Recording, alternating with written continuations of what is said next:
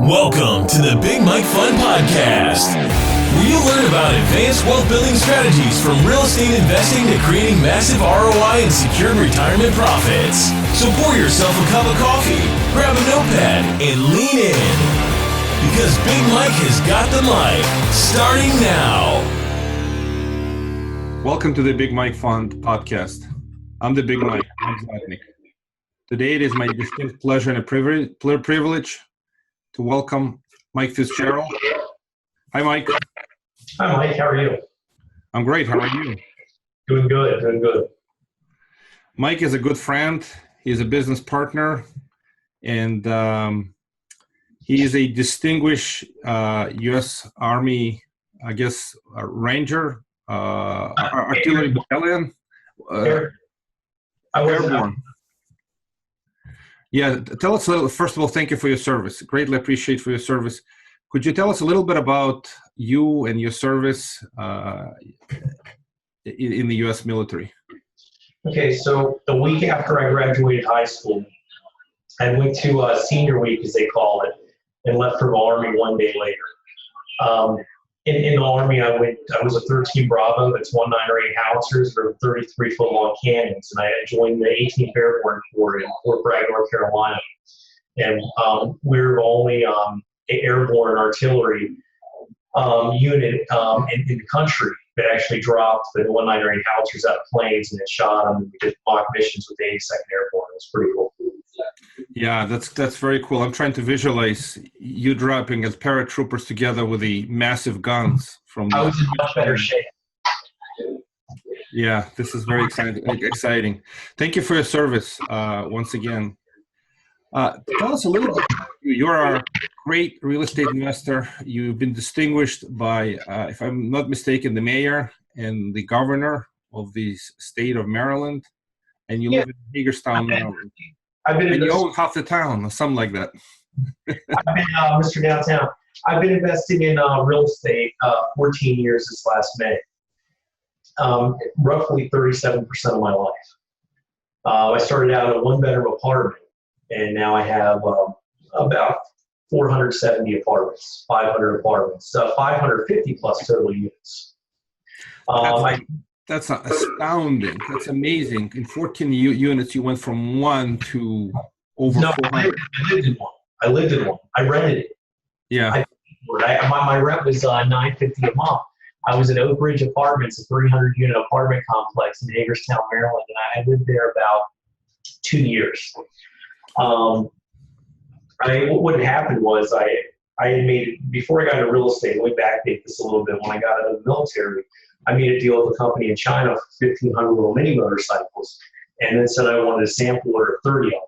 I used credit cards and what cash I had to pay for them, and I sold them in a month. Now, I got kicked out of FSK Mall 3 times because I brought my name on business cards and rolled through the mall. From there, I had about $15,000, $20,000, and I called a rent-to-own ad in the newspaper. The fellow's name, which I can't say, his first name was Dave, told me after talking to him for a while, I was driving down Route 40 and we talked about 20 minutes. He said, "Mike, you sound like you make a much better real estate investor than running to own my own." And he told me about the real estate clubs in DC and Baltimore. Now, me being pretty gullible, sorry, I got interrupted. Should I start over, Mike? No, continue. Don't worry, continue. Okay, so in high school, I was voted most gullible. So he told me I could buy real estate, no money down. And I credit that to my ability to believe in things and my ability to succeed. As long as you go out there and you have a target, you shoot for it, and you have a goal, you're going to succeed. Stick with it. You're always going to make it. And I have a simple rule I tell everybody: action plus action equals massive action. So talking to Dave, he told me that I could buy real estate, no money down. So I believed it. So I went to the real estate clubs in Baltimore, and after 2.5 months of putting signs out and advertising for real estate, I didn't know if I was going to get a deal, but I stuck with it. And my first deal was a division of proceeds, a no money down deal. Are you familiar with that, Mike? Yeah. It's where I made an agreement with the homeowner for X. The homeowner's name was George. The property is 13706 Mercersburg Road in Clear Spring. And I made a deal with them to do a division of proceeds for $103,000, and I was allowed to make everything over $103,000. So for the next several months, it's one of the only houses I ever worked on myself. I hope everything was okay. We ended up selling the house, and I made over $60,000 on my first real estate deal. Yeah, that's great. From there, I did a bunch of subject twos, and I think 13 out of my first 15 real estate deals were creative, no money down deals. Yeah, that's a very powerful start. This is how you start, by creative financing and buying with little or no money in and making deals. And this is sort of you creating the leverage on your time and energy rather than your money, which makes a lot of sense. That's great. So how did you scale up? So what's been the evolution? I know you have apartment complexes, you have all kinds of properties. How did you accelerate your growth? So I know you still do a lot of wholesaling. Here in real estate, a gentleman called me up and wanted me to buy a family farm for almost $1 million. Now, most guys only doing 3 deals in a 1-bedroom apartment would say goodbye. But Mike Fitzgerald said, I'd love to work with you. I went and looked at the farm, I talked to him, and I ended up doing my first $1 million no money down deal. Wow. I made a deal with the farmer where I could pay his living expenses, subdivide the farm into 3 lots, sell in an area connected to state parks in Maryland, and sell any or all of the assets towards my purchase price. And, in the beginning, I said, I'm only going to have 3 or 4 months in this deal, and it ended to me 17 months. It was one thing after another, and what happened was I ended up getting denied the subdivision. So you got to imagine a guy in the thing for about a year at the time, okay? Getting denied a subdivision, he had most of his money in. Having over $50,000 in at the time, that was a pretty scary thing. But I ended up pulling through and getting the deal done. We took the county to zoning appeals, and the surveyor stood up. I'll never forget this. He explained other subdivisions he did where the county let the guy do the same thing. And he said, so if I take an aspirin one day and it cures my headache, and I take it another day, won't it cure my headache again? So I ended up getting the subdivision. At the end of the day on that deal, I netted $1.2 million in equity. Wow. Now, let me tell you what happened. I ended up getting a little greedy, I got to admit. And lots were selling for $300 and they were down to $250. I thought it was a temporary slowdown. This was in 2006. I could have sold all 3 lots for $750,000. At the end of the day, the recession happened, and my $1.2 million went down to $600,000. I ended up selling all 3 lots for $100,000 a piece. Then I ended up maybe $700,000. I ended up leveraging the farmhouse. I only owed $100,000 on at the time, and taking $589,000 out of it. And then when the market collapsed, I had about $300,000 in losses to pay my lenders off. I leveraged the farm to pay those losses. So at the end of the day, I lost most of it. Not really lost. I made it so I was able to get through a recession, and that became my personal residence for 10 years. When I moved in, I didn't realize at first there was some chickens in the barn. So I started going to the livestock auction, and the weirdest thing happened. I couldn't stop taking action. I bought every animal that went through at a deal. So I had a gentleman's farm for 10 years here in Washington County. It was my 3rd real estate deal that I completed on my 16th real estate deal 17 months later. I lived there for 10 years. I had 150 animals eventually. I took a lot of injured animals. Chickens, ducks, goats, miniature pigs, miniature goats, peacocks, guineas. And recently I turned it into an Airbnb. It's an amazing Airbnb. If anybody wants to stay there, they can hit me up on my IG. Great Airbnb. But I ended up having 150 animals I bought randomly at an auction. You should have seen me back then. I was so young because I was like 22, 23, that I looked like I was 15. I had a baby face. So I used to have to dress up every day in a tie and everything else. That way people took me seriously. So I used to go to a livestock auction in a tie with all the Mennonites and Amish people. They still remember me when I go back there today. They still pick on me. Mike, this is an amazing story. I never thought of calling you Farmer Mike. Well, the coolest thing is I had all 6 Washington County Boys and Girls Clubs up there, 5 different years, and I had catered and gave the kids hay rides. Recently, it became too much for me, which is why all the animals are still there. It's an Airbnb. It's a destination Airbnb. All the animals are still there. The kids can feed them, and there's a pond stocked full of fish. But for time, because I really, quality of time has become really important to me, and I love animals. I can visit anytime I want. It's an Airbnb. But now I don't have to take care of them. I moved about 2 years ago. This is a great story. I lived there 10 years. Beautiful. Attached to thousands of acres of state park. There's a beautiful spring house. I was on wholesaling to a million last week, which is a pretty popular YouTube channel. It has over 7,000 subscribers in just 6 months. And I told people there, if any real estate guys want to stay there, feel that they could use any value from my advice, I'll personally come meet them there for an increased rate and give them an hour's advice. This is so awesome. You have a great property. It's a phenomenal asset, actually. Now thinking a little bit about this, this is a unique deal. I never heard. I've spoken to quite a good number of people, but I've never. I never had a Farmer Mike on the. I'm not a farmer. I'm an Mike. I'll tell you. I'm kidding. I know. People, and I love people, and I can get along with anybody. When I was doing a deal, my funny stories about the deal. The guy was a farmer. He smoked pot, so he's hunting bucks up in Garrett County, Maryland. Hunting deer rather, hunting white-tailed deer. And he smokes marijuana. So he had a joint in his car. That's all he had is one joint. And the cops came and looked in his car. He went to jail for 4 months in the middle of a deal, and I had to go to this little podunk jail in Western Maryland that only had like 30 people and visit him and get him to sign stuff during the deal. It was epic. It was a 17-month deal that had 1.2 million in equity. Lost 50% of that in the market collapse, and then was able to leverage it to forward my career. I've always paid my payments on time. I've been on point with lenders for 14 years. I've paid millions in principal just from paying monthly payments, and I've done that even when it wasn't easy. I've borrowed money. I've taken my own hits. Nobody's ever lost money because of me.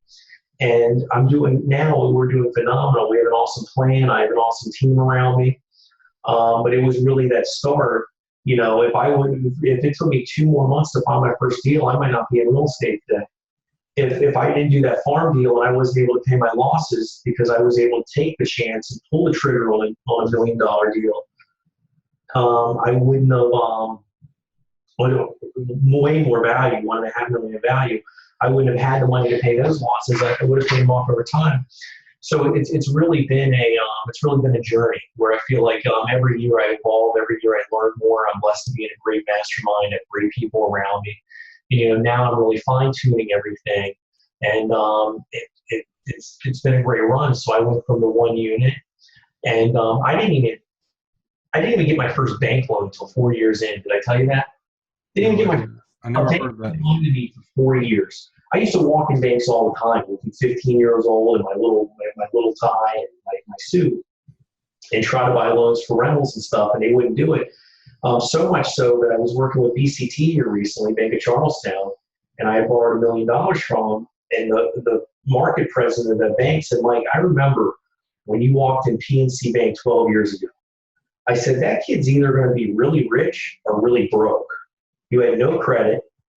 You had no stable income, and you walked in the bank looking to do deals on millions of dollars." Well, that's one thing about you that I've learned. I'm going to quote you. Action plus action equals massive action. You are an action taker. If you didn't do that deal, you would have done another deal. You're just a go-getter. You don't give up. You don't give in. You keep going. You take massive action, and things happen. Whether they happen on this deal or the next deal, but they do happen just because you are a go-getter. And the fact that you're not afraid to go into a bank and ask for money, and you're told no, that's okay. You're going to go ask again. What's most interesting in life, this is my observation, is you learn more from failures by far than you learn from successes. So having a failure is not necessarily a bad thing. In fact, it's an important lesson. So your story, proves that proves exactly that not giving up, keep going, fighting through, and ultimately succeeding. So let me switch the topic a little bit. This was probably, I was going to ask you what's your best deal ever. That's got to be your best deal ever. But let me ask you. Not my best deal ever. Is there a better deal? Is there a more exciting deal? Is there a better thing that you could? Best deal ever. Go ahead, Mike. I'm sorry. Some work out, some don't. But no, I've had a few really good properties. I picked up an apartment complex a year ago for 1.9 million, 50% empty, and needing some work, about 600,000 in work, and now that appraises at 5.2. Wow, that's phenomenal. How did you find the deal? So you picked up the apartment complex at a pretty steep discount in the market. It did need some work, but it didn't have like humongous vacancy. It had 15% vacancy. Beautiful apartment complex. How did you find it? Relationships. I talked to everybody. When I first started real estate, my first couple of years, I used to go to Borders back when there was Borders, and I used to stand in line. And there'd usually be a couple people in the line, and I start talking to them. Just breaking ice, started a relationship. Then I said, "How many of you guys ever drive by a rundown house or for sale by owner?" And they say all the time. So I said, "How long does it take you to write it down?" They tell me a minute. I said, "So what if it takes you 3 minutes to write it down? If you guys refer me 25 properties and I close on one of them, my minimum referral fee is $1,000, $1,000. Is that pretty cool?" And I talked to him about it. So I had a business at the time, my first couple of years, producing like 50 referrals a month. Yeah, this is great. You found a whole bunch of bird dogs by just talking to them while standing in line to get into a bookstore. Yeah, I used to just do it all the time. I used to go in line, go out of line for 10 minutes. When there was a new line, go back in line. I just made like an hour of it. The clerks laughed. I just get a different piece of candy every time. Yeah, that sounds great. You really wanted to just be in line. That's it. But one question, how specifically did you find that deal? So in general, I get it. You look for relationship. Who referred you that particular deal? I went to appraise it as is. And I have a great relationship with the guy. His nephew actually owns a brokerage, but he called me and referred the people to me, and I was able to negotiate a win for both of us. They had owned it a long time, and they had it paid down, and I was able to get a really good, really great apartment complex out of it. I mean, it's probably the most beautiful 67 unit you'd ever seen if you saw it. They're all big brick buildings with stately columns built in the 50s. That's phenomenal. So the next question is, so besides real estate, what else do you invest in? Is there any fun projects? Is there? I know you're a businessman. I a lot, so let me give you more of my story, if you don't mind. Where do you care for me to start from? Start from the childhood. What got you going? How did you? So I grew up. I grew up with a very hardworking dad. Great, wonderful mom. I've never seen her get upset. She's really a saint. But my dad used to always work 3 jobs for minimum wage, went home a lot, very stressful. I went to 5 or 6 different elementary schools. And I used to get like the clothes and bags on my porch dropped off from like other kids' clothes in small towns. And, it was, I wanted to buy things. I know it wasn't, I probably didn't notice until I was in like 1st or 2nd grade that we were lacking. But, now my dad ended up going full-time National Guard, and he's retired from that. And, but my childhood was a little tough, and I think that got me motivated. Now, my mom said one time when I was 5, I wandered off, and she found me like 50 feet away talking to a group of guys on a construction project asking how everything worked. So, Yeah, natural aptitude to real estate, construction, and all that stuff. I've always been. I'm gonna get to why I was zoned down and what I'm doing, but let me give my full story. So, before I was 18, I always worked. I worked at Bridges Great Outdoors, Timberland, Levi Docker Outlet, Cracker Barrel's a dishwasher, Nick's Airport Inn as a table maintenance engineer, busboy. The waiters got mad because I made bigger tips than them. And when I was 10 years old, I had a paper route when I was 10 and 11. I sold over 1,000 new customers from a newspaper, probably 2,000. Every neighborhood they dropped me off in, 98, 90%, 99% of doors bought a paper subscription from me. So they put me in newspapers. My first paper article, I was 11 years old. You'll never guess the title. You are just a go-getter. I mean, that's it, Mikey. There's nobody that I know like you. You are a go-getter. Whatever business you take on, you succeed. You have that characteristic in you. So let me ask you, now let's just take the next step up. So recently you've been recognized, I think, by the mayor and by the governor. How do you get to that point to be recognized? So the paper article, when I got recognized when I was 11, and you're going to find this funny. I'm sorry I had to jump back, but there's a punchline to this. In the middle of the article, it says this charismatic 5'1" seventh grader says what he's going to do is sell all his baseball cards, take the money, invest it into a pet store, and then with plans to open a chain of pet stores once everything goes well with the first one. It said that in the middle of the article when I was 11. In 2014, I got a call that somebody wanted me to buy a commercial building, a 47,000 square foot commercial building for $1.7 million. It's kind of like what happened to me in 2004 when I got a call, 2005. Somebody wanted me to buy $1 million farm. I never done a commercial building. I had no business getting into commercial. I knew nothing about it, nothing. And I said, sure, let me take a look at it. And I talked to him, and I worked with the bank, and I short-sailed the mortgage. It was a bank. It was a $2 billion bank. They avoided being taken over by the feds, but they had to liquidate $300 million in assets pretty quickly. Okay, I was able to get it for $650,000. Now, that may seem like a good deal, but we're talking about 50,000 square feet with roof leaks down 4 floors, homeless people sleeping in it, people doing drugs in the lower level, the last 2 tenants leaving, in a struggling downtown. I know what I was feeling, but a lot of people were saying, Mike, what are you thinking? How did you turn? Did you turn that asset around? How did you turn the building around? Well, everybody bet against me. Everybody said, Mike, it's going to take 10 years to fill. You're only going to take other downtown tenants. And I believed that I could pull new people downtown. So I was able to get a $164,000 city grant that they gave me when I got done the renovation. And most guys, this renovation would have taken $3 million. The building wouldn't even have been worth it. Because I handled it myself, aged a few years, as you can tell. And because I handled it myself, I was able to get it done for $1.5 million. And what I did is I went to other communities and other cities, and I took something I learned from my paper route. I knocked on doors.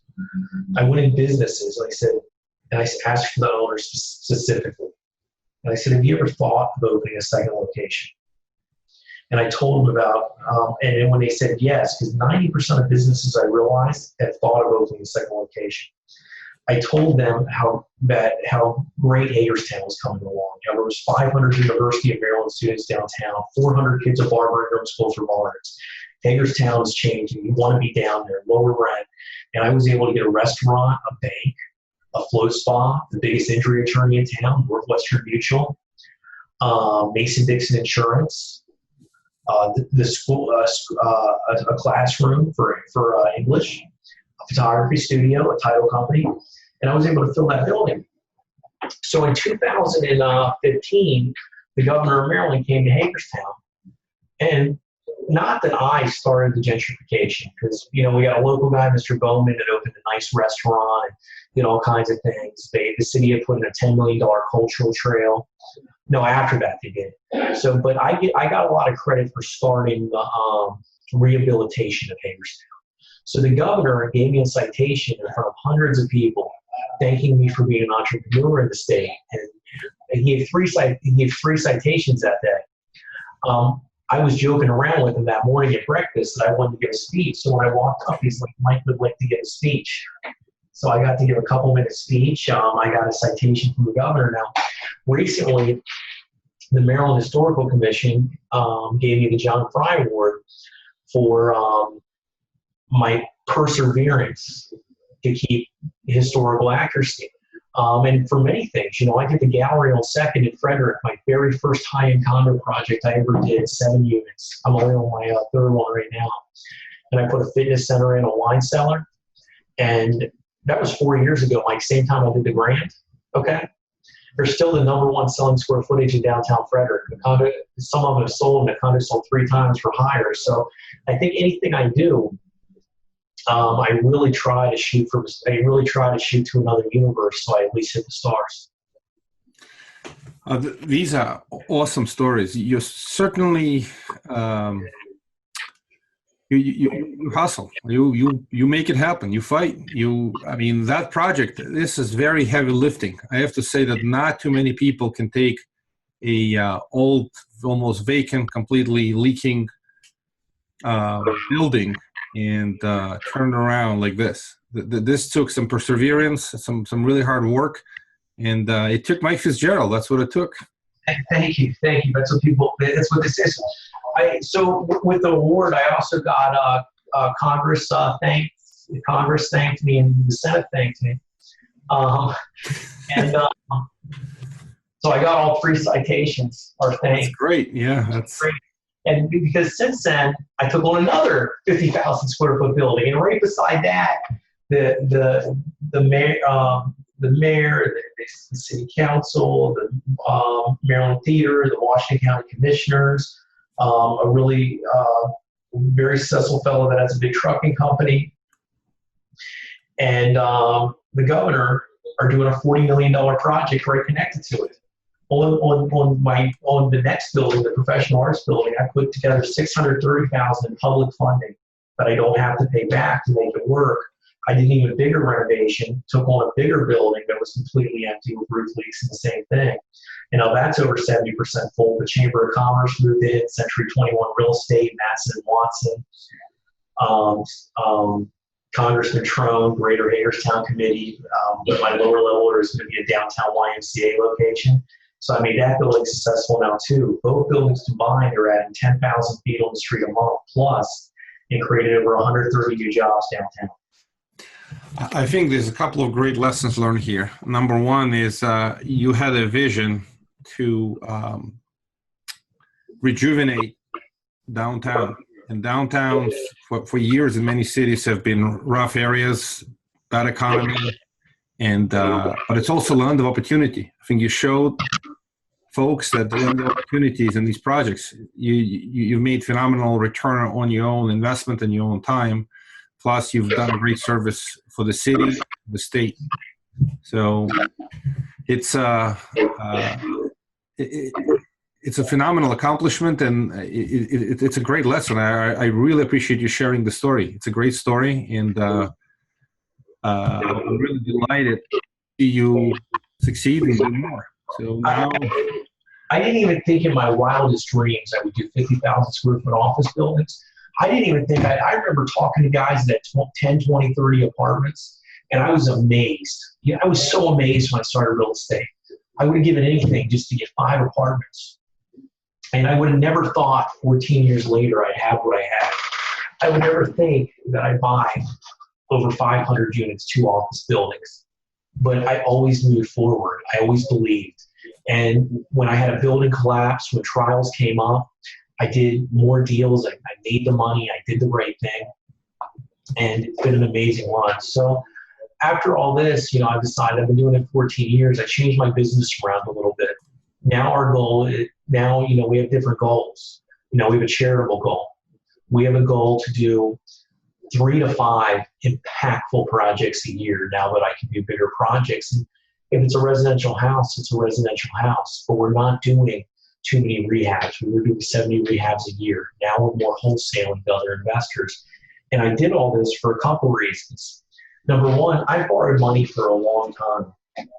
I paid millions of dollars in principal, even more in interest. I am 50% equity, but I still have millions in loans, but it gave me a good understanding for lending, having large lines of credits, paying. I paid private investors millions of dollars in returns on my real estate. So all this and, having 15 million of real estate out there at a time, not counting my holds, I have 20 million of loans, it really gave me such a good understanding of lending. It really made me realize, I made a lot of people wealthy. One of my investors started out lending me $950,000. Now his total line with me is $1.6 million. The $650,000 is interest he's made over the decade. So I can proudly say that I understand lending, and it made me realize that I love working with other investors. I love relationships, and that a good fit for me, being that I know so many people across the country, and I know guys that offer on 100 apartment complexes a year to buy 2 at 50%, that I could bring value to their deals by bringing them the money, and in return, with them having a win, that I could make a big return for a fund. So 5 years ago, I approached Mike Slotnick, and I started talking to him. And over the years, I said, this is something I really want to do. So a year ago, me and you started the work on what would become the Dream Fund. We're targeting 10 to 12% returns. It's probably going to be more. We started a $100 million to be $200 million real estate fund. And the reason I like this is because it was okay doing 70 rehabs a year, but I didn't have a lot of quality of time, even though I enjoy doing it. The fund is something where I can talk about deals every day, bring value to someone's property. I'm looking for strong relationships. I'm looking at more as a sponsor of the property than in whole, and I'm looking at the property. So for me to be able to go into deals, lend money, and only have 60% of the money in a deal to have an asset-based fund, that's what I decided to do. So, and I've also made a rule to myself: I'm never going to borrow money from my own fund. I did put money in, so I run the management company with you, Mike, of a $200 million fund that we're raising money for, that's going to make investors great returns and give me the ability to talk to people about deals all day. Mike, this is great. I appreciate this. We'll talk about the Dream Fund another time. Unfortunately, we are out of time. I want to stick with the... I just started Instagram, so nobody make fun of me. I have less than 1,000 followers, but I am trying to put motivating things on there. If anybody wants to follow me on Instagram, my Instagram is Mike, the number 2, the Fitz, F-I-T-Z, Mike to the Fitz. If anybody wants to see me, if anybody wants to message me or look me on Instagram. Yeah, that's great. How else people would get a hold of you? So that's the Instagram. Is there another way to reach out to you? Is there an email? Somebody can send an email. I'll tell you, to message me on Instagram, it kind of separates. And I realized with the podcast and stuff, it gives me a chance just to focus on the people and their questions. But people can also get a hold of me on email.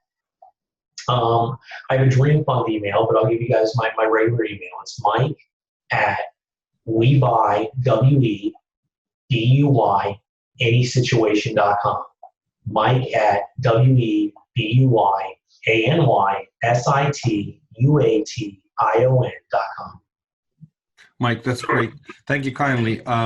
Any parting thoughts? Any best advice? I've walked away with one simple message: action plus action equals to massive action. I'm going to quote you. This is Mike Fitzgerald. Any other great advice? And this was a lot of great stuff, but any final word? I do. I think, anybody in life, no matter if you're in real estate, you're in lending, you're in construction, you have a dream. And I think if you look at that dream, if you eat it, sleep it, breathe it, and you keep moving forward with it, then things are going to happen and you're going to get there. That's great. Thank you, Mike. Thank you kindly. Appreciate you coming as a guest. We'll do another episode soon. Thank you again, and have a great day. We got to wrap up. Time is trying to stick with a tight schedule. Thank you. Thank you for listening to the Big Mike Fund Podcast. To receive your copy of Mike's How to Choose a Smart Real Estate Fund book, head to BigMikeFund.com or visit Amazon and type Mike Zlotnick. Keep listening and keep investing Big Mike style. See you on the next episode.